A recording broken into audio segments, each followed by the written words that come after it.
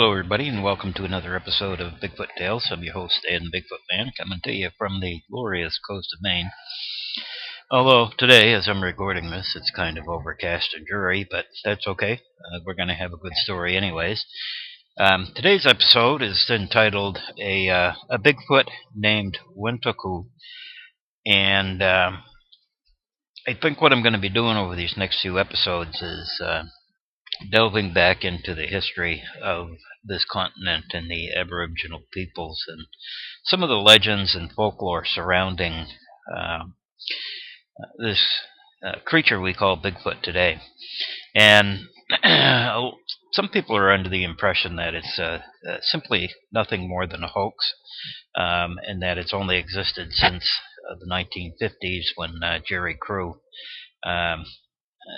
stirred up a brouhaha surrounding the tracks that were left in the area where they were building a logging road in California that supposedly were planted on purpose by a gentleman by the name of Ray Wallace on behalf of his brother, who was actually named Wilbur, who was actually the leader or the foreman of the road gang that was building this road. But the fact is the stories go on much further than that. Early in the 20th century, in 1924, we also have a story coming out from a gentleman by the name of Fred Beck, who claimed that he and his friends, who were either miners or trappers, the original story when it first came out said that they were running a trap line, and then somehow it changed into miners. But they supposedly were attacked by a bunch of hairy giants in the woods, and they killed one of them, and that night the hairy creatures supposedly rained boulders down on top of their log cabin. But again, this is another story that's kind of twisted because it has a lot of questionable items involved with it as well, whereas a gentleman by the name of Rant Mullins claimed that it was his uncle and some others who were playing a practical prank on the men who were in the cabin, and also at the time subsequent investigations by apparently the RCMP and forest rangers of the area claimed that while there were some large stones on the roof, there was no evidence that a tribe of hairy giant forest men were trying to kill these people while they were in the cabin. But there's a lot of stories about that, but the reality is that the Bigfoot stories go beyond our imagination in history. And actually, we talk a lot about the First Nations people, and these, of course, are the Indians.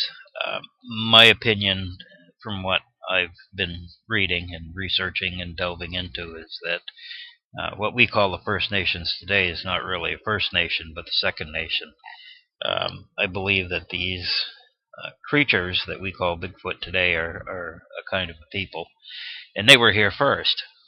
How they got here, over the next few episodes, we'll gradually wind into that part of the story. But I think for all intents and purposes, at this point in the discussion, one of the greatest histories that we can find from the olden days is the Cheyenne Histories. Back in the 1930s, there was a Federal Writers Project called where during the Depression, people who were writers would actually write parts of books and be paid by the government, subsidized by them, as our nation began its great experiment with the socialist state. But anyhow, one of those books was called Montana, a State Guidebook, and actually every state in the Union at the time had one of these books written. And on page 192 of that book, one of the writers shares with us as follows. A Cheyenne myth says that the great medicine, in parentheses, creator, made three kinds of people: men covered with hair, white men with hair on their heads, faces, and legs, and Indians with hair on their heads only. The hairy men were strong, the white men were cunning, and the red men were swift. Long ago, the hairy men left their home in the north, and the red men followed. The hairy ones disappeared, and when the red men returned, the white men were gone. And that's kind of a capsulized version of it, but we also read further on that same um, story. Hartley Burr Hamilton put out a book called North American Mythology of a Cheyenne Legend, and it describes their arrival um, when they came to this continent. And you have to remember that for the Indian in those days, if you went north and you kept going north, you were actually eventually going to be going south. So that kind of dictates that the original Aboriginals, rather, people of this nation or continent actually came from across the Bering Strait from Eurasia. Hamilton writes in that book, among the most interesting of these migration traditions, interesting because of their analogies with similar legends of the civilized Mexican peoples, are the Cheyenne myths reported by D.L.Soucy.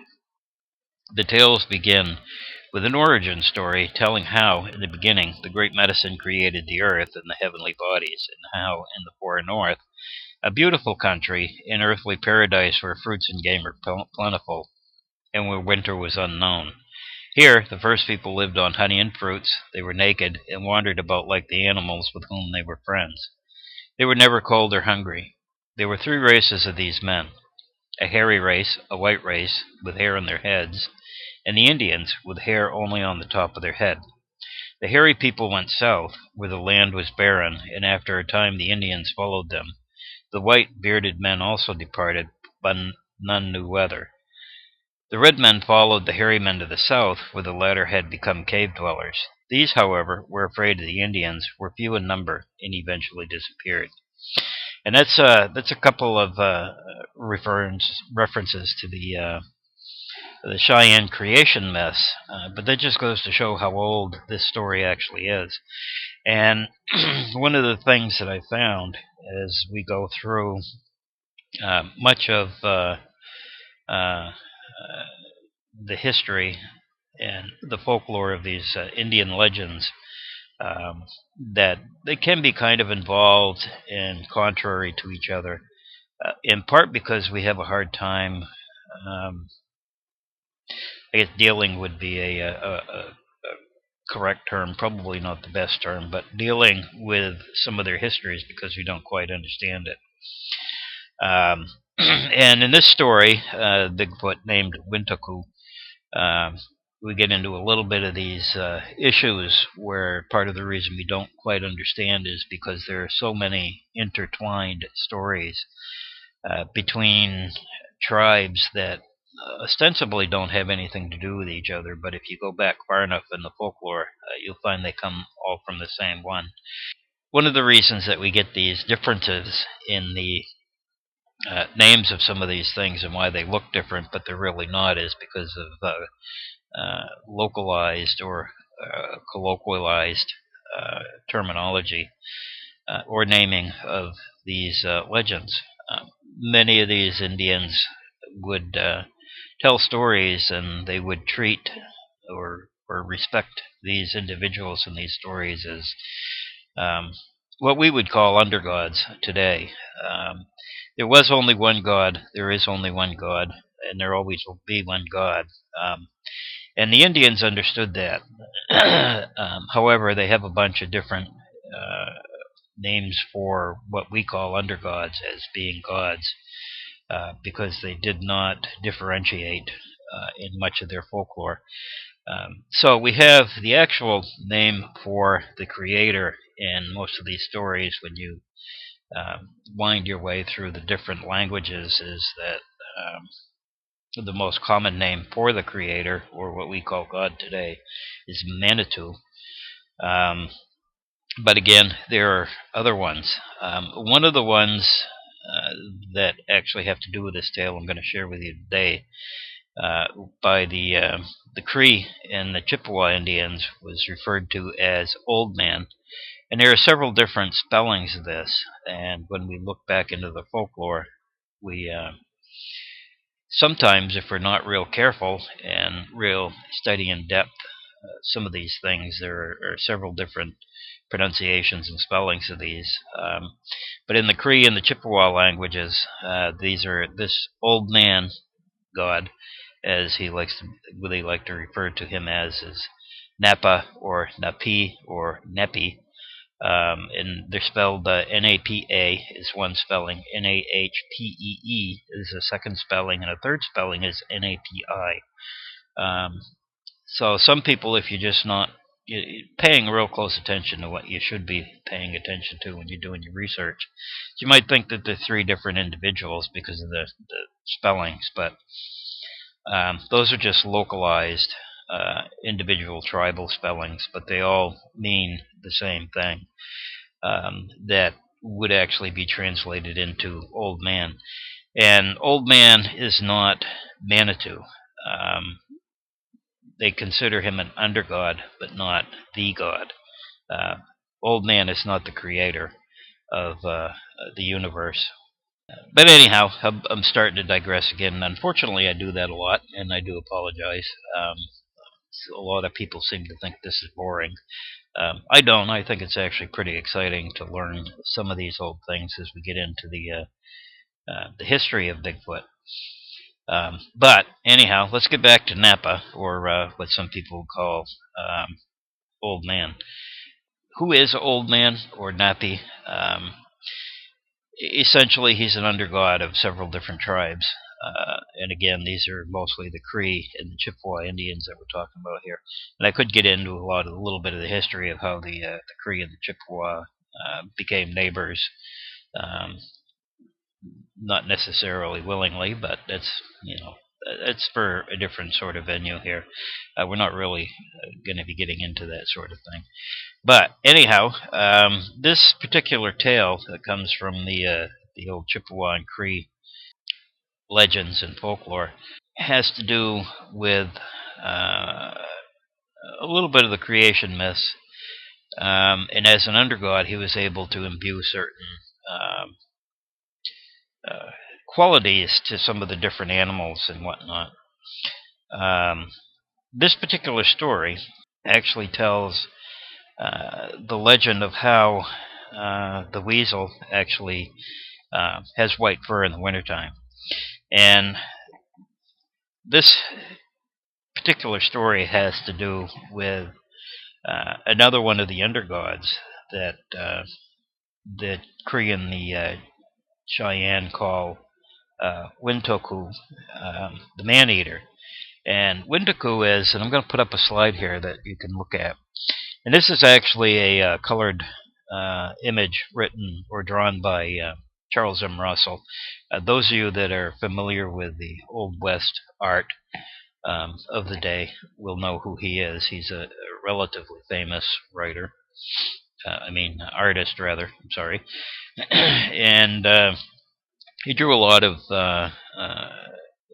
the Old West stories and put them into images by drawing as close as possible descriptions of some of these creatures and the animals and the gods and all these things. But anyhow, here's a slide, and this is the Old Man. He's at the left, and he's pointing out to the weasel, which is not very visible here in this size, but the little stick figure at the bottom is the weasel. But he's pointing to the weasel where this Win-To-Coo is. And let's take an increased look at Win-To-Coo.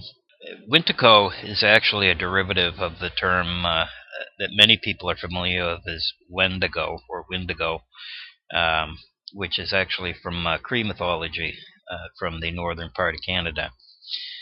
Who are or what is Wendigo? Wendigo originally was not some sort of a forest demon, as many people have tried to make him out to be. But the Wendigo is actually the Wendigo-Wag tribe. They actually lived um, up in the region of Hudson's Bay in Ontario, and on some of the islands in the bay. And they were, according to legend, they were very tall Indians, and they were known for their cannibalism.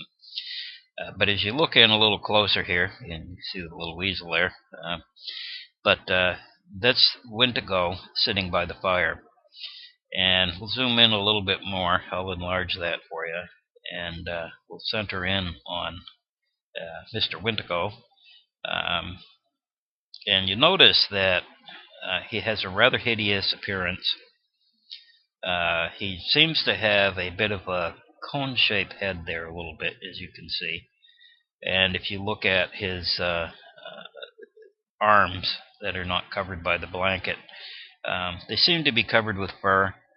And if you look at, and I'm going to show you the bottom part here, compare his feet, which is, he's actually sitting some distance, so you have a depth perception here, differential, where the feet of the Win-To-Coo sitting by the fire, in the hands, as you can see here, are much bigger than Old Man, who is much closer. So if we were looking at this in 3D, you would actually see where there was a difference in how much bigger this creature would be compared to Old Man in the front.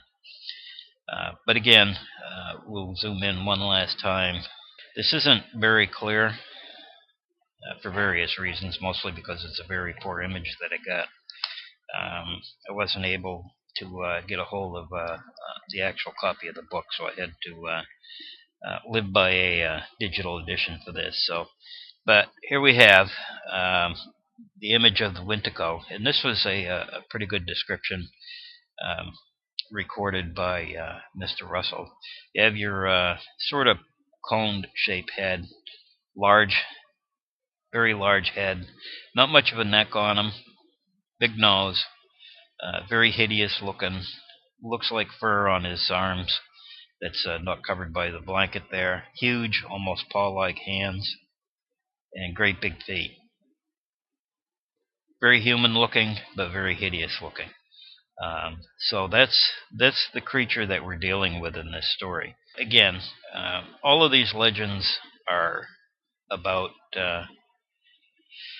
how different things came to be. I'm going to try to run through this story because it's actually been going a little bit longer than I wanted it to. But again, a lot of people think this is all boring, but if you really want to get into the history of things, you have to do it in depth. But here's the story, why the weasel is white. The day was dark and gloomy in the forest. Rain had been falling steadily since the sun had gone to his lodge in the west the day before. All the forest people were camped under the big spruce trees, where the ground is always dry. Even the winds were still and rested in their camps. Everything was wet, and the world smelled wet. The people who live in the ground, like the rabbit and the mink and the skunk, were in their lodges with their families. Even the wolves and the other great hunters were at home waiting for the sun to come to the world again. You would not think that a man would be traveling at such a time, but Old Man is seldom still. He is always looking for some kind of trouble, and one can find that in any sort of weather. It is plentiful everywhere, like the grass. Old Man was moving about all that time, and so was Win-To-Coo, the man-eating person. Old Man was slipping through a dark cedar swamp where the giant trees made so many shadows that the grass did not grow. Rain dripped through the boughs, and there were pools of water in the holes left by the trees that had been uprooted by the winds. He was wet and cold, and was thinking about building a fire, when he saw something moving like a shadow among the trees. It was not a shadow, of course, for shadows do not live without the sun or moon. He stopped and watched until he saw it again. It was a person, a bad person. It was Win-To-Coo, the man-eater. An Old Man saw him creep behind a big tree. "Ho! Old Man turned and ran as fast as he could go, for he knew all about Man-Eater. He made that person himself, you see, and knew that he was wicked. He was afraid of him and ran away. Win-To-Coo was cunning and pretended that he had not seen Old Man. From behind a tree where he had stopped, he peeped and watched him run away and hide in some willows that grew near a creek that flowed through the forest. When Old Man had hidden himself, Win-To-Coo started out in another direction, making believe that he had not seen Old Man hide. But when he got far enough to fool him, he turned and began to travel in a circle until he came to the willows.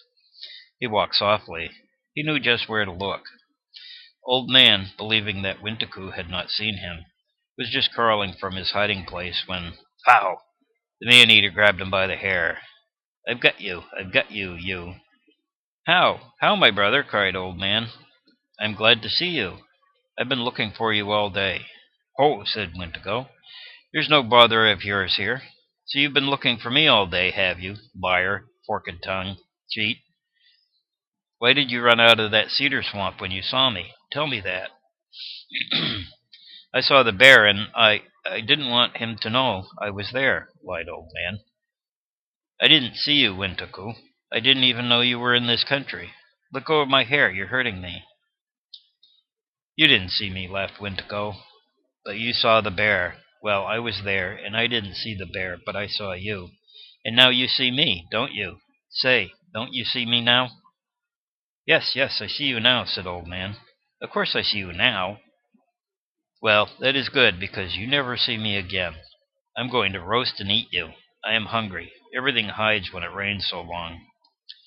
Old Man began to cry. Do not eat me, Win-To-Coo. Do not kill the man that made you. Yes, you made me, said Win-To-Coo, and you told me what to do, and I have always done that. Go now and find dry wood under the spruce trees. Gather a lot of it and pile it up. I want to build a roasting fire to cook you. Don't you try to run away from me. If you do, I will make you hurt longer. Remember that. Old Man knew that he could not run away from Win-To-Coo. He had made the Man-Eater himself, and knew that he could not beat him running. So he began to gather the wood, begging for his life as he worked. This wood is all wet. It won't burn, Win-To-Coo. Let me go away. Oh, let me go, Win-To-Coo. Hurry with that wood. You made me and told me how to live, said the Man-Eater. Hurry, or I'll hurry, Win-To-Coo. I'll hurry. Do not kill me until I get the wood, begged Old Man. He worked slowly, whining over every stick, but at last he had gathered a pile of dry sticks. That's enough, said Win-To-Coo. Now, go and cut a strong, long roasting stick. Get a good one that will hold you, and not let you drop into the fire. Win-To-Coo began to build the fire, and Old Man watched him until he saw the blaze creep up through the smaller sticks. Then he began to look for the long, strong roasting stick.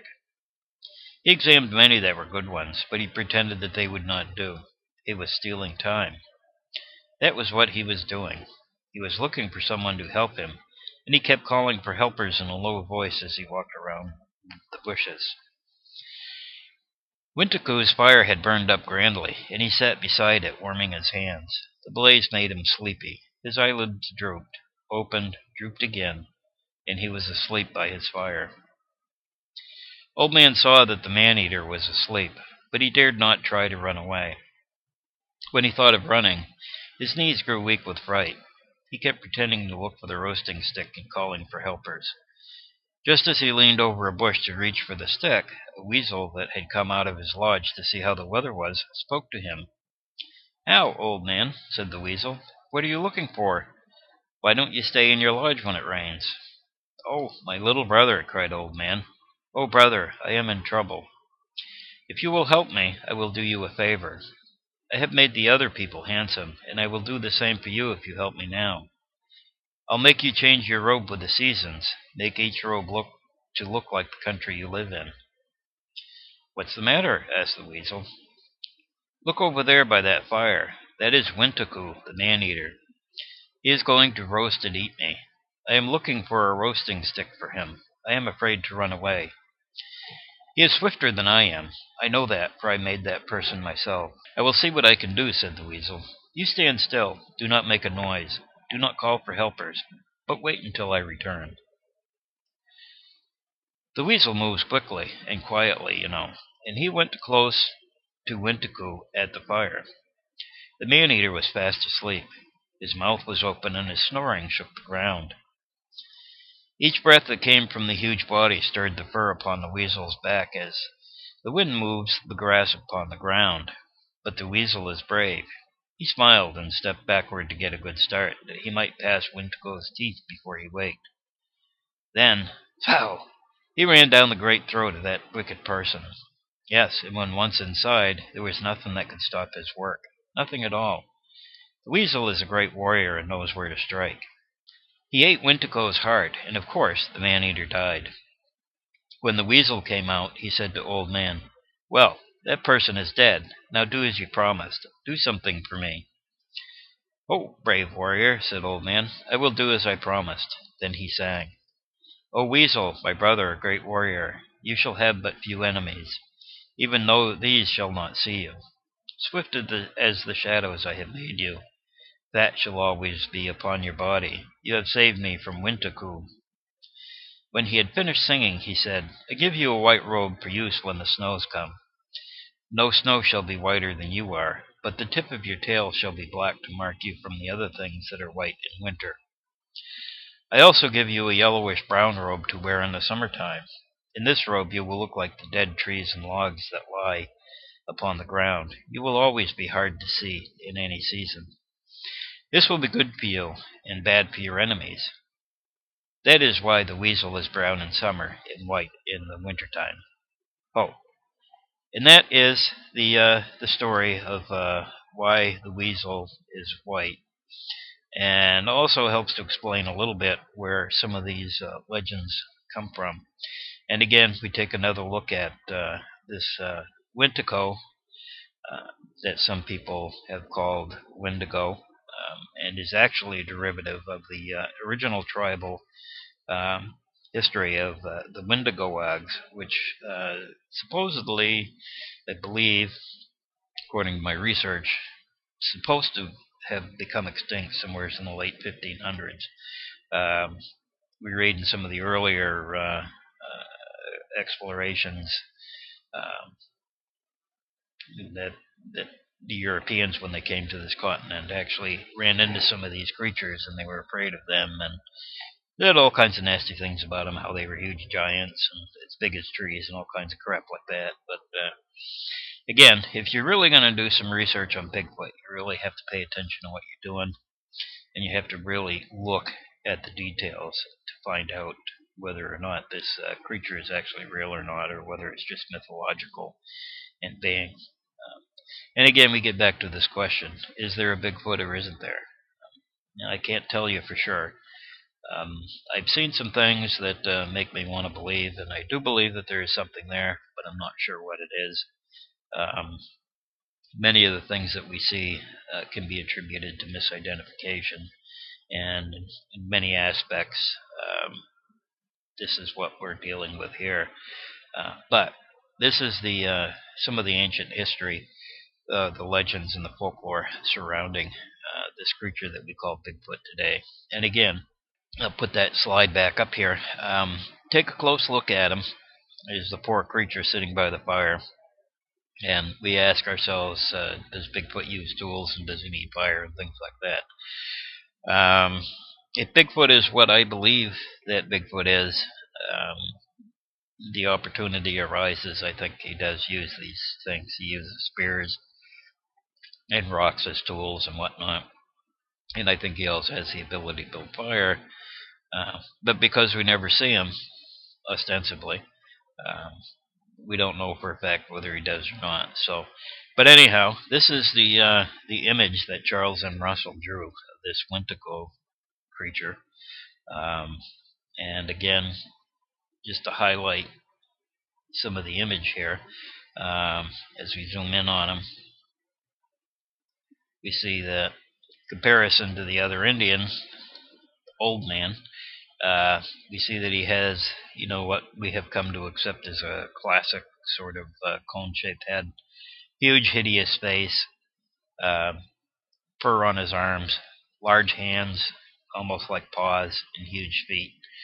Um, this is a pretty big creature that's depicted here. But I believe this is pretty much what Bigfoot looks like. And again, I believe that Bigfoot is, um, if he is in existence today, one of these Wendigo creatures. And I think that the Bigfoot is actually the true First Nation peoples that were here on this continent prior to the arrival of the Indian, and especially prior to the arrival of the Europeans. But anyhow, that's my bit of folklore for today.